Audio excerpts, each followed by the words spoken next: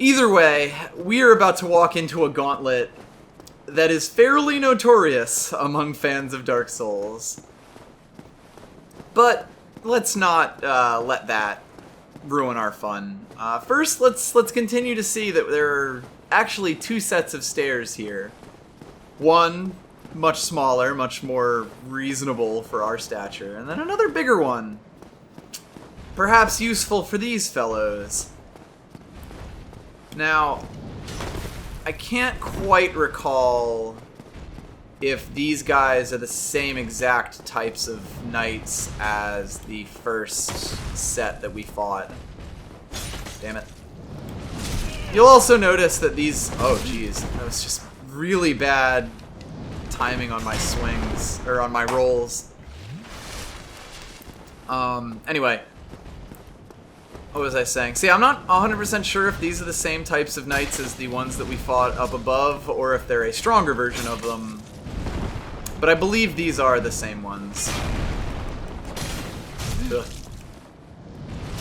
Ah, really? I thought I could just get a little extra even if I was going to take the second hit. That said, these two are quite annoying as far as their overall attack patterns go. Honestly, I tend to just ignore them more often than not. Because, yeah, they cover for themselves, or they cover for each other really, really well. You kind of have to take advantage of their slow rolls, or of their slow walk speed to get them to separate from each other a little bit. I think they do actually have a faster run speed, but... Ugh, God. And it doesn't help that some of my attacks do literally nothing to them.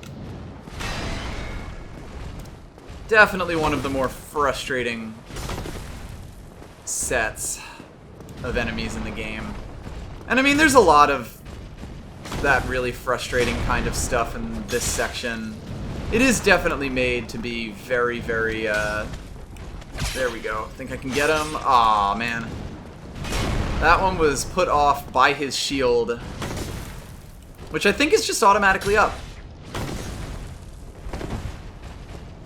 God, the input buffering is kind of making this a lot more difficult, because I'm getting so many rolls that happen after I block something with my shield.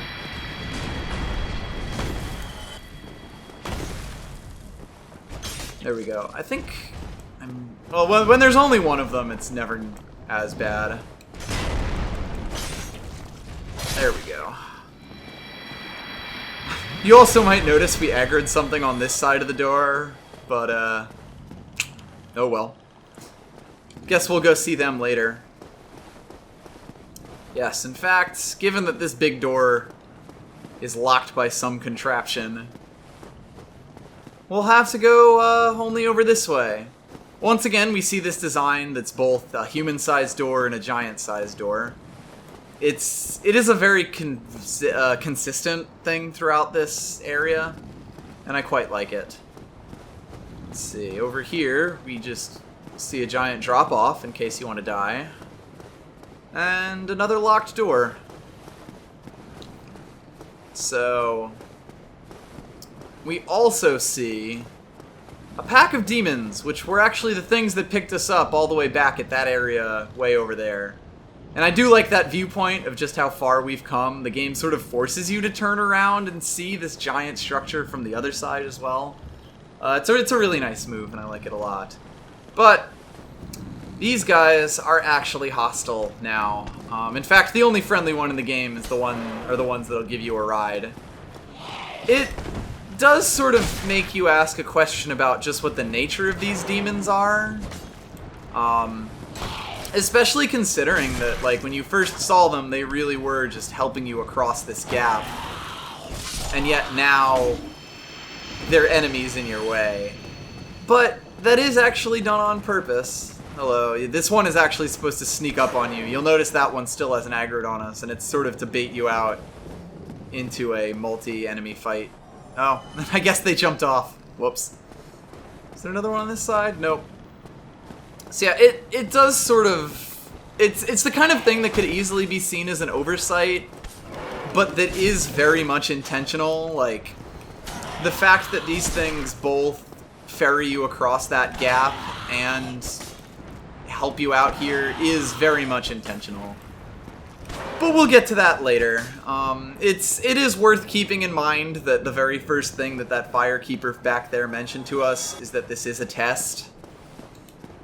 We are meant to be visited by a vision if we go forward. It really gives this whole thing an air of a test. And so with that, you can sort of see that these things here are helping us along, but then also meant to test us. Boy, it's a good thing we can stagger these things. Because this fight is a little bit more complicated than it at first might seem. There we go. Block him. I'll take that. That's some healing. I'm shocked we didn't get hit by that last giant lance-like arrow. But there's only one of these guys, and I am now hidden from those arrows, at least for now. I am shocked that these things aren't hitting me. Although, again, I feel like that's a Dark Souls 3 thing, just because they made projectiles home a lot more here in later games. Which can be a bit of a dick move in places. There we go. Yeah, these things don't fuck around. If we drink up and look out, we come to what is one of the most notorious areas in the entire game. Yes, you are expected to get through this. And at least here there's a railing to stop you. Over here, though, once we make our way around, there is not. Pray for me, friends.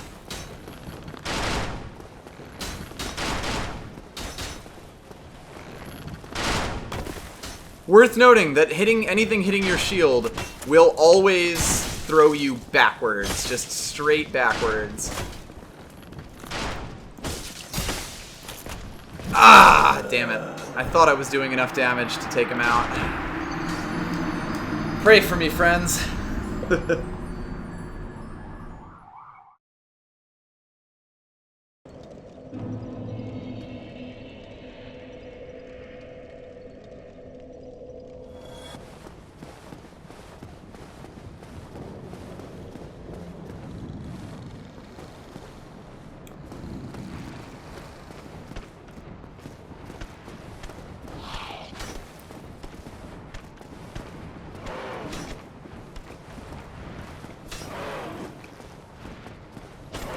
I tend to find this to be the best way to deal with these guys, because one will almost always kill itself attempting to jump attack you as the other one gets stuck in the corner. It's a bit cheesy, but this whole section is a bit cheesy. Oh god, they've left my souls all the way over there. So yes, the key to at least getting across this part is just never fucking stopping. To stop is death. The other important thing to remember is that this guy, the guy on the other side, cannot actually see you. Never mind. Never mind. There's an angle from which he can't hit you if you get far enough over. I just fricked it.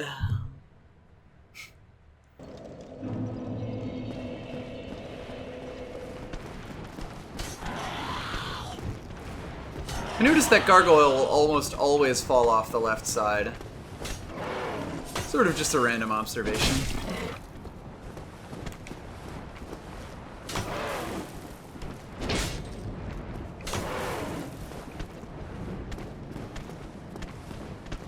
I feel like it's just like kind of the way the AI acts and how it keeps trying to get over to your side. Probably has to do with animations as well. Like that's the thing that's...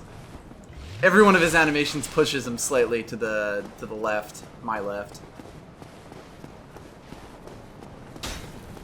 Alright. We can do this. We're good at video games. It's a strong statement, but you know.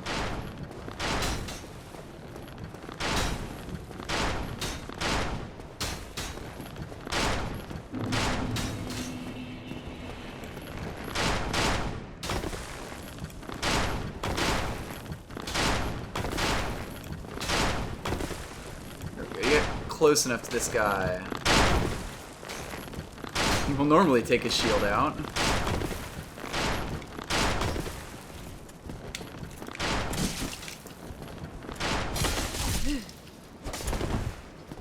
There we go. Now, we could also go deal with his friend, who, like I said, is in the blind spot now, but, I'm not feeling that saucy right now.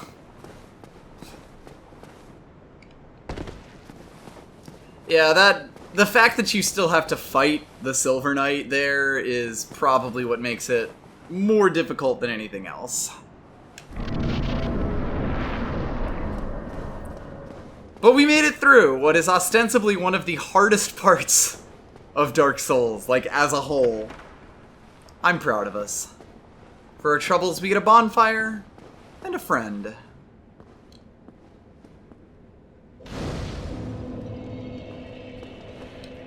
Oh, there you are. You've been quiet these days. Smooth summoning out there. Anytime you see my brilliantly shining signature, do not hesitate to call upon me. You've left me with quite an impression. I would relish a chance to assist you. Aw, thanks, Solaire. You really are fond of chatting with me, aren't you? If I didn't know better, I'd think you had feelings for me. Oh no, dear me, pretend you didn't hear that.